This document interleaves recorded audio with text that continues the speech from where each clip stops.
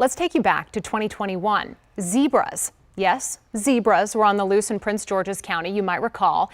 They escaped from a farm off of DULEY Station Road. This is where Jerry Hawley was keeping the herd that he'd brought into the state from Florida.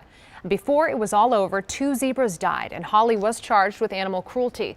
WUSA 9's Scott Broom has been following this case from the very beginning, his reporting even taking him all the way to Hawley's farm in Florida. Right now, he's live outside the district courthouse in Hyattsville with the latest chapter in this wild story. Scott, good evening.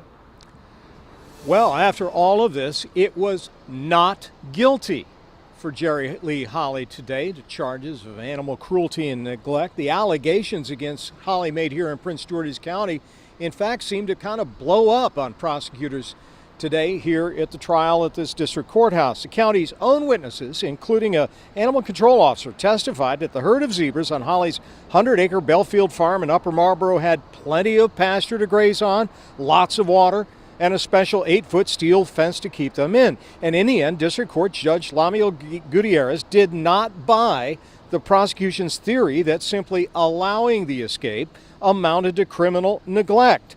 One of Hawley's employees testified the zebras got out after a big tree fell on the fence, which Hawley's lawyer called an act of God. The worker said Hawley instructed him to fix it right away, which he did. Gutierrez, the judge, noted there was no testimony that showed Hawley was not properly feeding and caring for the zebras on his property. She declared him not guilty before the defense even had a chance to put on their case. Here's some of the reactions from Hawley's defense attorney. His name is Stephen B. Vinnick, followed by comments from a disappointed prosecutor, Edward Layden. Every single witness talked about how much care and conscientious responsibility and diligence Mr. Hawley gave towards caring for these animals. So they made it very, very easy for us to talk about the fact that this is not a person, he's the exact opposite of someone who's going to be cruel or neglectful to animals. He's the one that cares for them.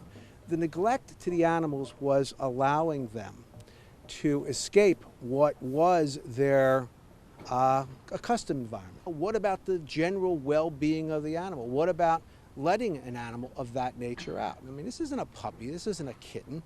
You know, it's not even a domesticated animal. You know, at some point, you know, common sense would seem to say, if you're going to go down this road, fine. You know, we all make our own decisions. But you owe something to the rest of us, and you owe something to the animals themselves.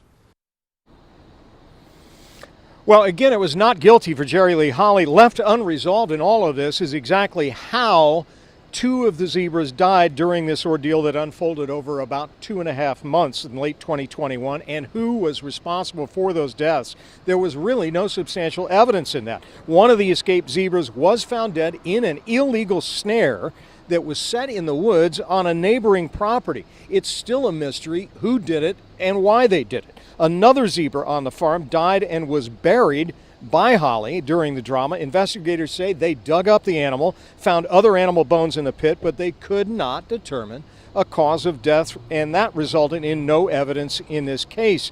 Hawley's lawyer, in an odd moment, claimed that the zebra that died on the farm may have died because news helicopters were flying overhead and scared it.